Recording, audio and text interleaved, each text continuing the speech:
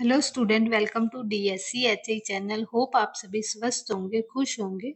तो आज हम इस वीडियो में जो है वो जून 2025 का जो क्वेश्चन पेपर हुआ था, इंट्रोडक्शन टू डिसेबिलिटी, जो कि कॉमन पेपर था, सभी ही डिसेबिलिटी वाले जो डिप्लोमा कर रहे हैं, तो उनको आज हम इस वीडियो में सॉल्व करेंगे।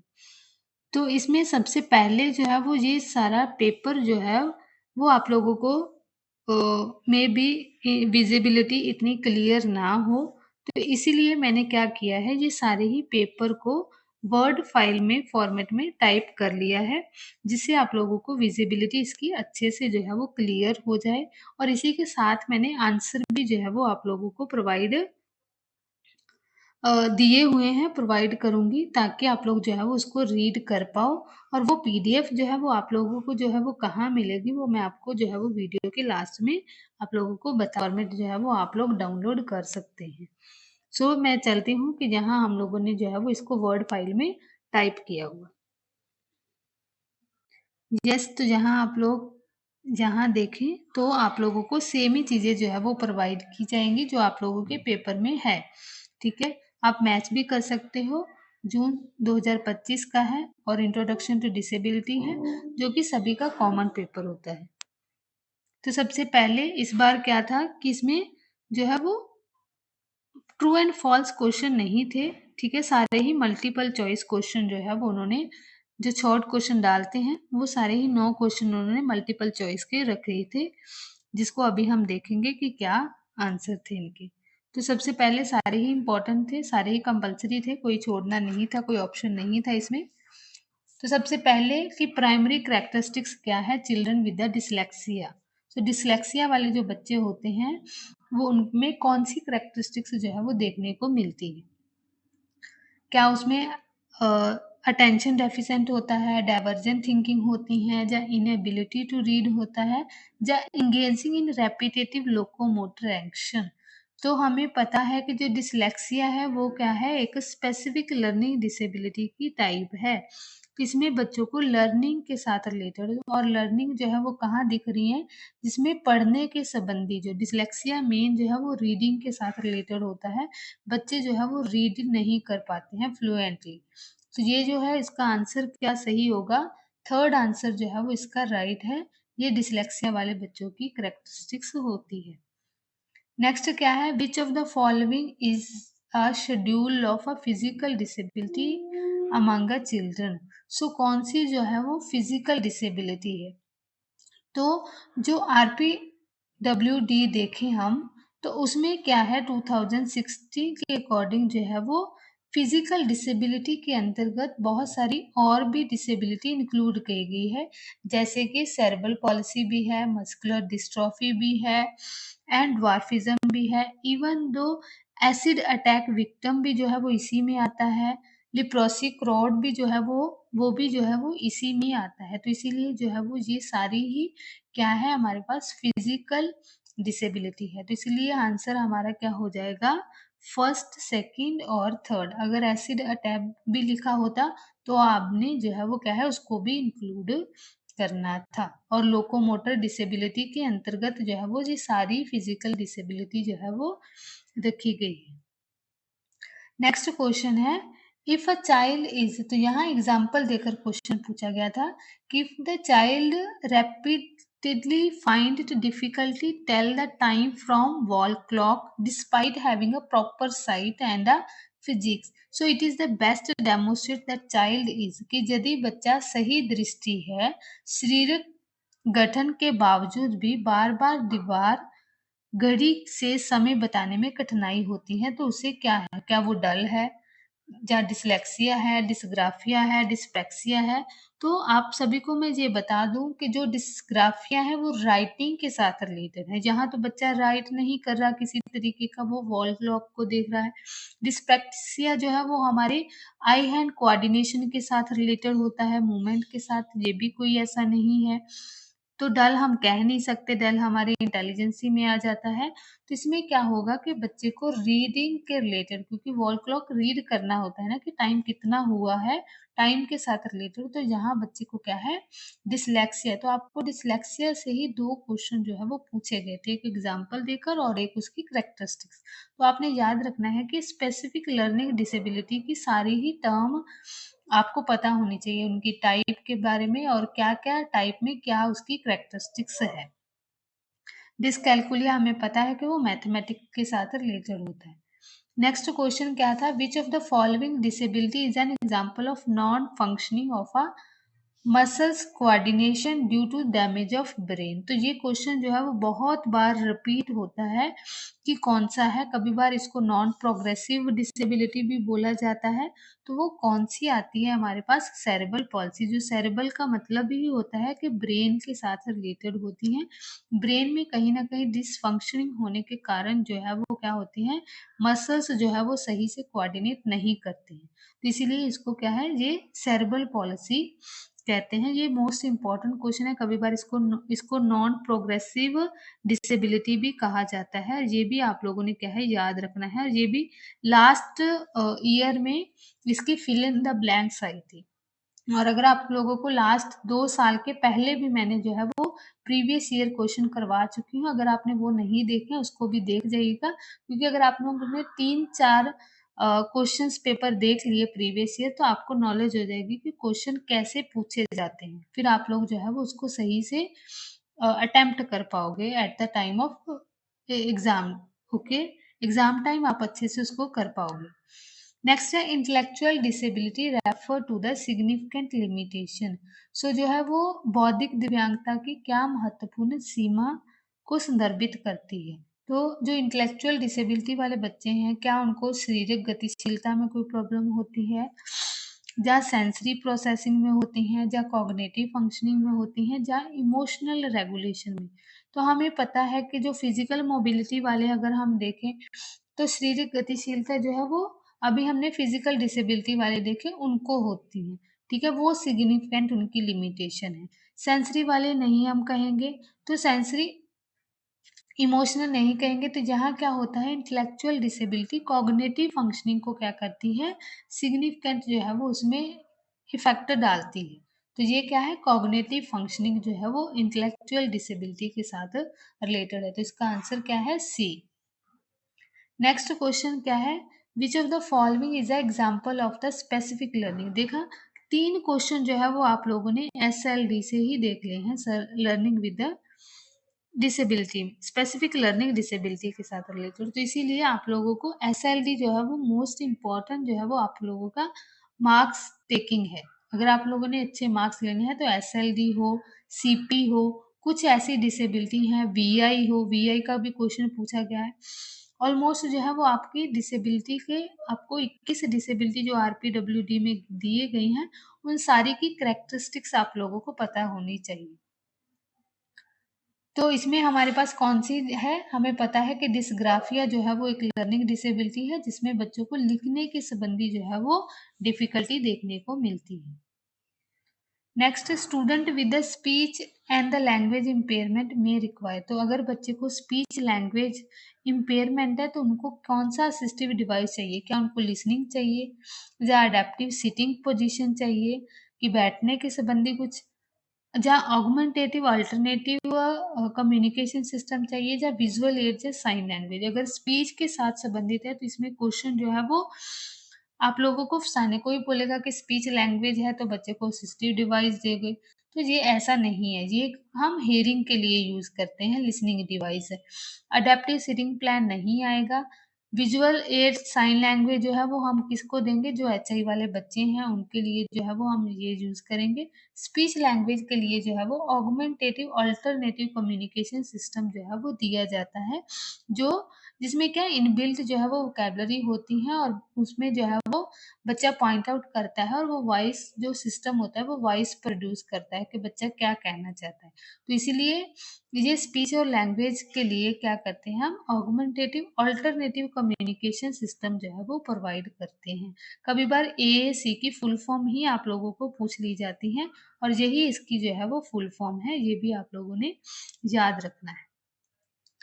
नेक्स्ट अगर हम बात करें तो 8th क्वेश्चन क्या है, which of the following is example of developmental delay. तो डेवलपमेंटल डिले जो है वो कौन सा जो है वो कौन सी डिसेबिलिटी जो है वो डेवलपमेंटल डिले में आएगी। तो हमें जो है वो डिसलेक्सिया एक है बट इसमें डेवलपमेंटल डिले नहीं आता है।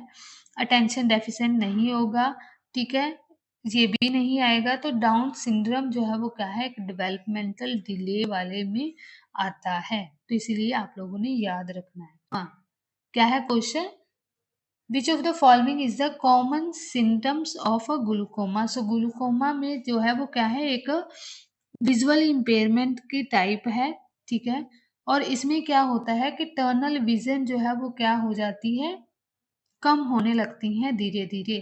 तो ये जो है वो क्या है, इसकी कॉमन सिम्टम होता है, मीन्स साइड की विजन जो है वो क्या है, कम होने लगती है। नेक्स्ट आ गया आप लोगों का सेकंड सेक्शन। तो सेकंड सेक्शन में जो है वो क्या है, आप लोगों के सभी क्वेश्चन करने जरूरी थे और सारे ही क्वेश्चन जो है वो इक्वल मार्क्स के में थे और इसमें टोटल जो है वो क्वेश्चन आप लोगों को दिए गए थे 5। तो 5 क्वेश्चन के 2-2 मार्क्स का जो है वो क्वेश्चन है। पहले एक एक नंबर का क्वेश्चन आता था बट इस बार जो है वो क्या है, उन्होंने 2-2 मार्क्स के, मीन्स पैटर्न थोड़ा सा क्या है इस बार चेंज हुआ था, इंट्रोडक्शन टू डिसेबिलिटी में वो देखने को मिला था।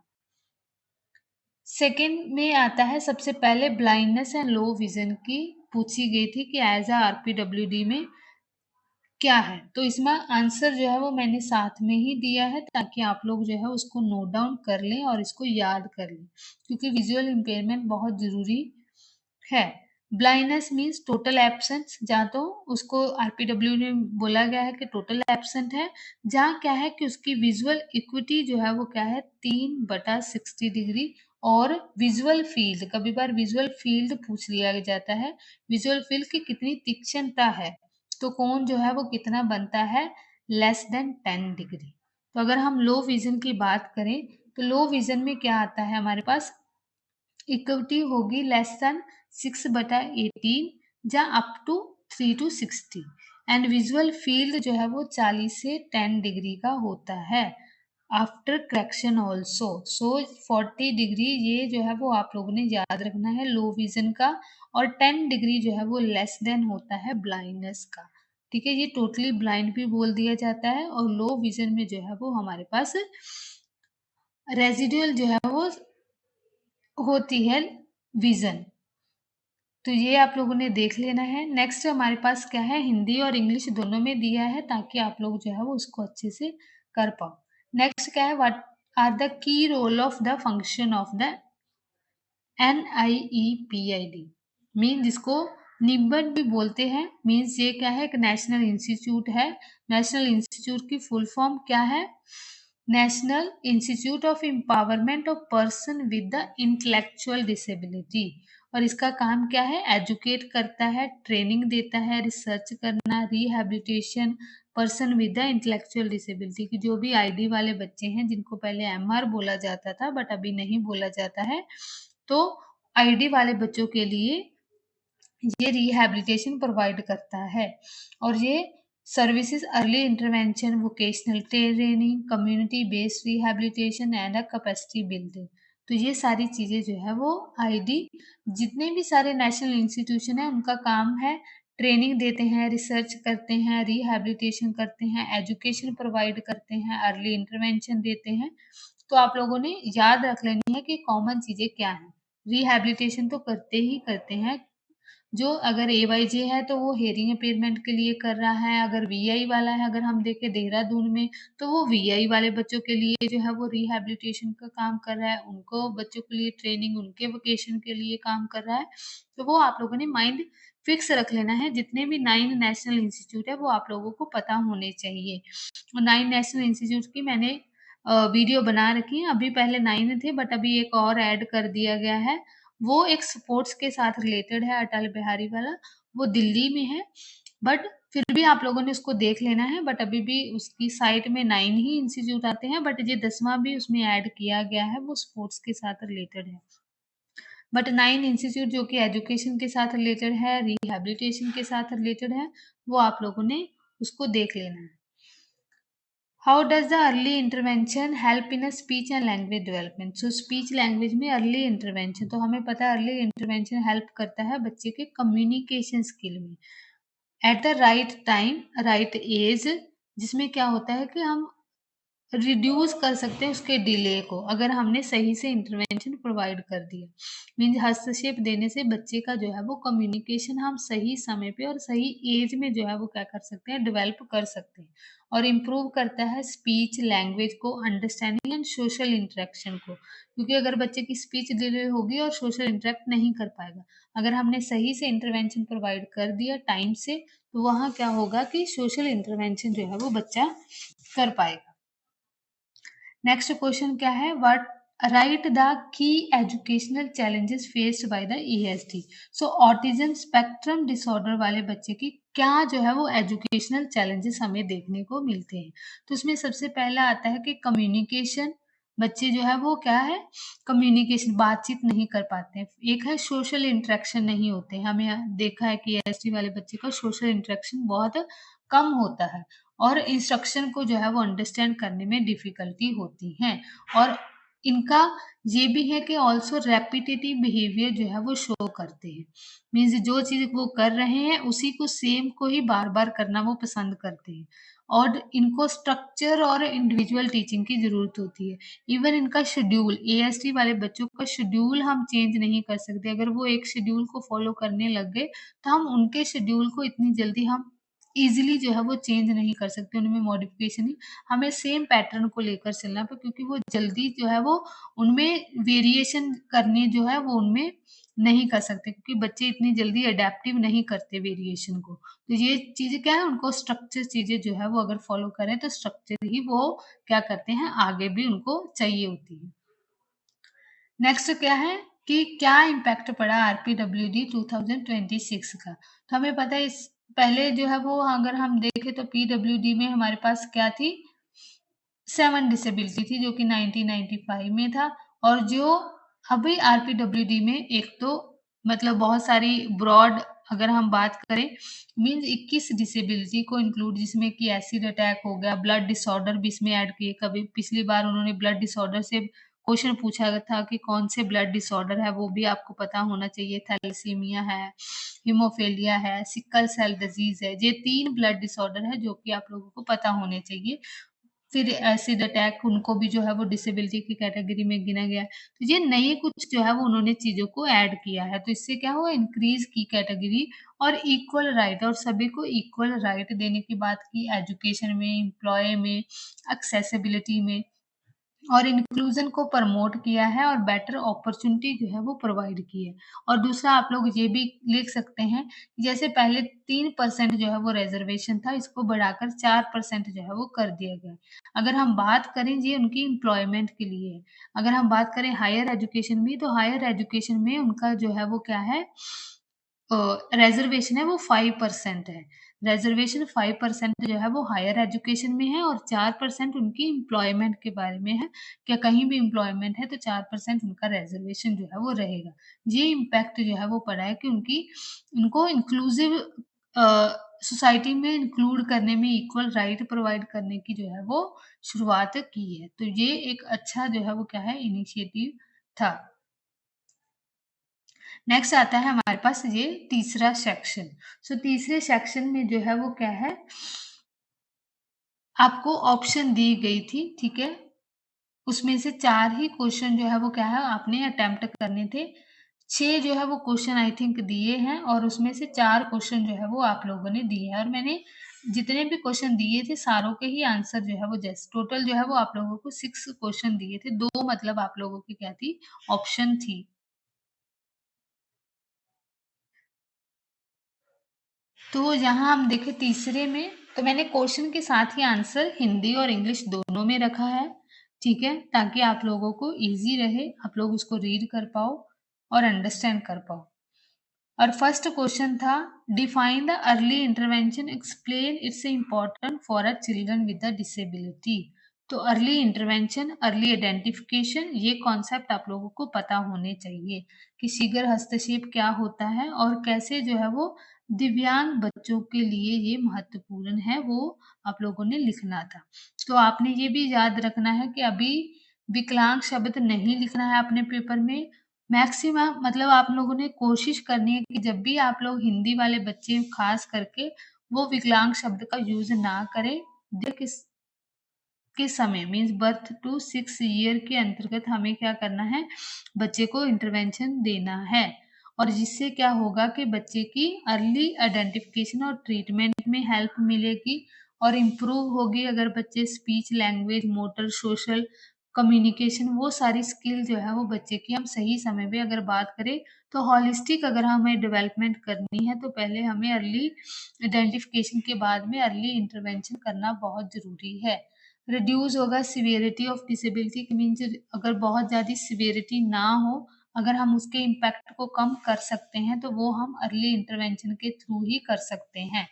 और सपोर्ट करनी है कि बेटर स्कूल रेडीनेस, तो इससे क्या होगा कि बच्चे की स्कूल रेडीनेस में भी हेल्प मिलेगी। ये मैंने हिंदी में भी दिया गया है कि बच्चे को स्कूल जाने की बेहतर तैयारी के लिए है, डिसेबिलिटी की गंभीरता को कम करने के लिए है, स्पीच, मोटर, सोशल स्किल और जल्दी पहचान करके उसके इलाज में जो है वो मदद करता है हमारे पास इंटरवेंशन। तो ये फर्स्ट है। सेकंड क्वेश्चन है हमारे पास, explain the educational implication. So education कैसे करेंगे वीआई वाले बच्चों का। तो सबसे पहले वीआई वाले बच्चे, हमें पता है कि जो ब्लाइंड बच्चे होते हैं उनके लिए ब्रेल की बहुत ज़रूरत होती है। लार्ज प्रिंट, अगर मान लो वीआई लो विजन वाले बच्चे हैं तो उनके लिए लार्ज प्रिंट या ऑडियो मटेरियल जो है वो इम्पॉर्टेंट है। और रिक्वायर होते हैं असिस्टिव डिवाइस, जैसे मैग्नीफायर हो गया, ग्लास होता है, स्क्रीन रीडर हो गया, वो चीज़ें चाहिए हैं। और need of orientation and mobility training, mobility training भी उनको ज़रूरी है कि बच्चे जो है वो वीआई वाले बच्चे इंडिपेंडेंटली अपनी जो है वो मूवमेंट कर सके। और more time required for learning task, और जहाँ ज़रूरत है उनको लर्निंग टास्क के लिए जो है वो समय दिया जाना चाहिए। हमें पता है कि जो है वो जितने भी डिसेबिलिटी वाले बच्चे हैं जो कि जिनका बेंचमार्क के पास आते हैं, तो उनको जो है वो एक्स्ट्रा जो है वो टाइम दिया जाता है उनकी लर्निंग के लिए और उनके असेसमेंट के लिए भी। जी है, नेक्स्ट क्वेश्चन क्या है हमारे पास, explain the prevention measure of the disability. तो हमें प्रिवेंट प्रिवेंट में भी तीन जो है वो तरीके का प्रिवेंट हम देखने को मिलता है। प्राइमरी प्रिवेंशन, प्राइमरी में क्या है कि मदर को न्यूट्रिशन सही देना, ठीक है, वैक्सीनेशन, वो सारी चीज़ें। ये प्री नेटल स्टेज में अगर हम बात करें तो उस समय की जो है वो हम सावधानियां जो बरतते हैं ताकि किसी प्रकार की डिसेबिलिटी बच्चे को ना हो या डिफिकल्टी ना आए, तो उसके लिए प्राइमरी प्रिवेंशन का हम यूज करते हैं। सेकेंडरी प्रिवेंशन होता है कि अर्ली डिटेक्ट करना और उसका टाइमली इंटरवेंशन करना। नेक्स्ट होता है टर्शरी, टर्शरी प्रिवेंशन होता है कि अगर मान लो बच्चे को डिसेबिलिटी है, अब उसका जो है वो उसी के साथ जो है उसको जो है वो लाइफ में आगे करना है, तो कैसे हम उसकी लाइफ को जो है वो एक सही तरीके से दे सकते हैं, उसके रिहैबिलिटेशन और कॉम्प्लिकेशन को क्या करना, कम करना। ये हमारा क्या है, तीन तरीके का जो है वो प्रिवेंशन होता है, प्राइमरी, सेकेंडरी और टर्शरी। और इसमें क्या है, हमें अवेयर करना है हेल्थ के बारे में और सेफ इन्वायरमेंट देना है और इंजरी से प्रिवेंट करना है बच्चों को। ये मैंने हिंदी में दिया है, प्राइमरी प्रिवेंशन करना है, सेकेंडरी रोकथाम करनी है, टर्शरी करनी है और अवेयर करना है हेल्थ के बारे में और सेफ इन्वायरमेंट देना है और इंजरी से प्रिवेंट करना है कि किसी प्रकार की चोट वगैरह ना हो। नेक्स्ट क्वेश्चन है, डिफाइन द लोकोमोटर डिसेबिलिटी। तो लोकोमोटर डिसेबिलिटी और mention the common cause. So locomotor disability हमें पता है डिफिकल्टी होती है मूवमेंट में because of bone, joint, muscles. और इनका कारण क्या हो सकता है, कंजेनिटल हो सकता है, एक्सीडेंट हो सकती है या डिजीज, पोलियो जैसे हो सकता है, या न्यूरोलॉजिकल कंडीशन, जैसे हमें पता है कि सेरेब्रल पॉलिसी हमारी ब्रेन के साथ रिलेटेड है, तो वो भी क्या है, एक तरीके से हमारी लोकोमोटर जिसमें क्या है मूवमेंट जो है वो क्या हो जाती है हमारी रिस्ट्रिक्टेड हो जाती हैं। तो ये सारी चीज़ें जो है वो क्या है लोकोमोटर डिसेबिलिटी के साथ रिलेटेड है। नेक्स्ट क्वेश्चन क्या है? What are the challenges faced by children with ADHD classroom and how can teachers support them to overcome the challenges? So ASD attention deficit hyperactive disorder. So ये एक common neuro developmental disorder है। इसमें challenges क्या क्या आएंगे teacher को? First हमें पता है कि बच्चे की टेंशन स्पेन और डिस्ट्रैक्टिव बहुत ज़्यादा होते हैं और टेंशन स्पेन जो है वो कम होता है और हाइपर एक्टिव हो जाते हैं, इम्पल्सिव बिहेवियर करते हैं, डिफ़िकल्टी होती है कंप्लीट करने में टास्क को। और टीचर सपोर्ट कैसे कर सकता है? Use the short and clear instruction. Short instruction देनी है और क्लियर इंस्ट्रक्शन देनी है और प्रोवाइड करना है स्ट्रक्चर रूटीन। स्ट्रक्चर एडीएचडी और एएसडी वाले बच्चों को स्ट्रक्चर हमें रूटीन प्रोवाइड करना है और यूज़ करना है पॉजिटिव रीइंफोर्समेंट बच्चों के लिए। और सी और बच्चे को टीचर के पास में जो है वो क्या है बैठाना चाहिए। तो यहाँ क्या है, ये हिंदी में है कि बच्चे ध्यान नहीं देते हैं, ध्यान भटक जाता है, हाइपर एक्टिव हो जाते हैं, ठीक है? काम पूरा करने में मुश्किल होती है। टीचर को सपोर्ट अगर क्या करना है, छोटे और साफ निर्देशन देने हैं और स्टिक होना चाहिए, पॉजिटिव रीइंफोर्समेंट होना चाहिए और बच्चे को टीचर के पास जो है वो बैठाना चाहिए। ये सारी चीज़ें हमें एएसडी वाले बच्चों के लिए जो है वो ध्यान में रखनी है। नेक्स्ट क्या है? What are the key role and responsibility of a human resource in the disability? तो हम सभी को पता है कि हम सभी एज अ स्पेशल एजुकेटर क्या है ह्यूमन रिसोर्स हैं जो कि डिसेबिलिटी में क्या अपना रोल अदा कर रहे हैं। पहले तो प्रोवाइड करना ट्रेन प्रोफेशनल ह्यूमन रिसोर्स है। हम plan implementation rehabilitation programme conduct training awareness जो रिहैबिलिटेशन रिसोर्सेस सेक्टर्स हैं जो कि ह्यूमन रिसोर्सों को डेवलप करें, उनकी रिस्पॉन्सिबिलिटी क्या है? एक तो ट्रेन प्रोफेशनल दे रहे हैं, एक प्लान, इम्प्लीमेंटेशन, रिहैबिलिटेशन प्रोग्राम कर रहे हैं, ट्रेनिंग कंडक्ट करवा रहे हैं, अवेयरनेस प्रोग्राम जैसे सीबीआर वगैरह वो करवाना, short inclusive support inclusive in education and employment, coordinate with the families and the communities. So ये सारी चीज़ें जो है वो क्या है ह्यूमन रिसोर्स सेक्टर जो डेवलप कर रहे हैं डिसेबिलिटी के अंदर वो ये सारे जो है वो उनके रोल है। नेक्स्ट आपके पास आता है फोर्थ सेक्शन। सो फोर्थ सेक्शन में आप लोगों को 4 क्वेश्चन जो है वो दिए गए थे जिसमें आप लोगों ने 2 क्वेश्चन अटेम्प्ट करने थे, बड़े थे, जो कि 7-7 मार्क्स का 1 क्वेश्चन था। तो इसमें आप लोगों ने ध्यान में रखना है कि जब भी बड़ा क्वेश्चन आप स्टार्ट करो तो सबसे पहले इंट्रोडक्शन जरूर लिखनी है। इंट्रोडक्शन और कंक्लूजन जो है वो आपके बड़े क्वेश्चन में होना चाहिए ताकि आप लोगों को अच्छे से मार्क्स जो है वो मिल सके और कोशिश करनी है सही से लिखने की। तो सबसे पहला क्वेश्चन था, how does the intellectual disability affect the learning and suggest the inclusive education strategy to support a student with the intellectual disability? So intellectual disability क्या है? ये एक कंडीशन है, करेक्टरिस्टिक्स है by limitation of a intellectual functioning या cognitive functioning. और इसमें क्या होता है एडेप्टिव बिहेवियर और effective learning and daily life skill जो है वो बच्चे की क्या होती हैं हमें देखने को मिलती है। मीन्स डेली लाइफ हम क्यों एडीएल बच्चों को सिखाते हैं? डेली लिविंग एक्टिविटी, क्योंकि इन बच्चों को जो है वो हमें डेली लिविंग एक्टिविटी भी सिखानी पड़ती है कि किस तरीके से खाना है, कपड़े पहनना हो, बटन बंद करना हो, कंघी करना हो। तो इनको आईपी की जो है वो बहुत ज़्यादा ज़रूरत पड़ती है। इन बच्चों को हम आईपी के थ्रू, क्योंकि आईडी में भी हम देखें तो हमें ये नहीं कि एक तरीके की कैटेगरी है, इसमें भी जो है वो अलग-अलग कैटेगरी हमें देखने को मिलती है। अगर हम टाइप की बात करें, कुछ होते हैं एजुकेबल लेवल के, कुछ होते हैं जिनको ट्रेन कर सकते हैं और कुछ होते हैं जिनको कस्टडी में ही रखा जाता है। मीन्स कोई ना कोई उनके साथ रहता है, वही उनके जो है वो सपोर्ट करता है सारी चीज़ों को करने में। बट ट्रेनेबल होते हैं कि जिनको हम ट्रेन करके कुछ ना हद तक उनको ट्रेनिंग देकर हम जो है वो एजुकेशन कहीं हद तक दे सकते हैं और उनको एडीएल करवा सकते हैं। और जो एजुकेबल लेवल पे होते हैं उनको हम एजुकेशन दे सकते हैं और एडीएल भी वो जो है वो ईज़िली अपनी डेली लिविंग एक्टिविटी जो है वो कर सकते हैं। तो ये हमारे पास जो है वो आईडी के होते हैं और ये इफ़ेक्ट क्या डलता है इनका लर्निंग पर। एक होती है स्लो लर्निंग होती है इनका पेस, और डिफ़िकल्टी होती है अंडरस्टैंडिंग करने में कॉन्सेप्ट को। और इसमें प्रॉब्लम होती है मेमोरी, अटेंशन और प्रॉब्लम सॉल्विंग, क्योंकि आईडी है तो हमें पता है कि ब्रेन के साथ हमारी कॉग्निटिव के साथ जो है वो रिलेटेड है, तो इसीलिए मेमोरी में और अटेंशन में और प्रॉब्लम सॉल्विंग जो है वो डिफ़िकल्टी देखने को मिलती है। और कम्युनिकेशन में एंड सोशल स्किल में भी जो है वो डिफ़िकल्टी होती है, और इसमें इनको नीड होती है repeated practice and concrete example, क्योंकि हमें उनको कॉन्क्रीट एग्ज़ाम्पल्स देनी है।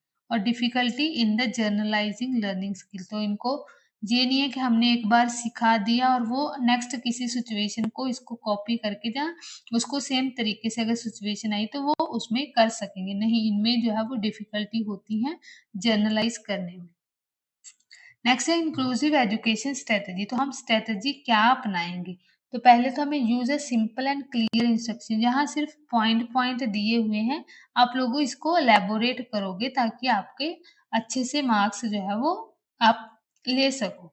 ठीक है, यहाँ मैंने सिर्फ एक्सप्लेन करने के लिए पॉइंट ही दिए हैं कि हमें यूज करने सिंपल एंड क्लियर इंस्ट्रक्शन। आप इसको एक्सप्लेन कर सकते हो, साथ में एग्जाम्पल दे सकते हो। Break a task into the small steps, तो हमें स्मॉल स्मॉल स्टेप्स में टास्कों को क्या करना है, तोड़ना है। एक ही बार में हमें पूरा टास्क बच्चों से नहीं करवाना, चाहे वो एडीएसटी हो, एएसटी वाले बच्चे हों और या आईडी वाले बच्चे हों। हमें यूज करने visual add and concrete material, provide करना है आईईपी, इनकरेज करना है बच्चे को peer support and cooperative learning को, एक दूसरे के साथ हमें मिलकर बच्चों को जो है वो करवाना है। और रेपिटेशन एंड अ रीइंफोर्समेंट देनी है और प्रोवाइड करनी है life skill and a functioning training. अगर हम कंक्लूजन की बात करें तो ये क्या है, प्रॉपर सपोर्ट होगी इंक्लूसिव स्ट्रेटजी, और स्टूडेंट आईडी वाले बच्चों के लिए जो कि लर्न कर सकेंगे इफेक्टिवली और इंडिपेंडेंट जो है वो एक मेंबर बन सकेंगे सोसाइटी का। तो ये इसलिए हमें ज़रूरी है, ये मैंने हिंदी में भी आप लोगों के लिए यहाँ लिख दिया है, जिसको आप लोग जो है वो रीड कर सकते हैं। नेक्स्ट क्वेश्चन है एवाईजे का, जो कि एचआई वाले बच्चों के लिए अगर हम बात करें तो ये नेशनल इंस्टीट्यूट है हेयरिंग इम्पेयरमेंट वाले बच्चों के लिए। What is the role of AYJ in the education rehabilitation of speech and hearing impairment? So AYJ refer करता है अली जबर Jung national institute of speech and hearing disability. ये एक ऑटोनॉमस ऑर्गेनाइजेशन है, किसके अंडर काम करती हैं, department of empowerment of a person with the disability of a ministry of social justice empowerment government of a India. So इसके रोल क्या है, तो प्रोवाइड करना एजुकेशन, जैसे हमने वहाँ देखा था आईडी वाले नेशनल इंस्टीट्यूशन का, उसका भी सेम काम था, एजुकेशन एंड ट्रेनिंग देना एचआई वाले बच्चों के लिए। डेवलप करना स्किल्ड प्रोफेशनल, तो इसका भी काम है ह्यूमन रिसोर्स को डेवलप करना, ऑडियोलॉजिस्ट हो गया, special educator in the hearing impairment. Offer करना डायग्नोस्टिक थेरेपेटिक सर्विसेज, तो ये स्पीच थेरेपी, ऑडियोलॉजी की असेसमेंट वो सारी भी प्रोवाइड करते हैं। कंडक्ट करते हैं, रिसर्च भी होती है यहाँ।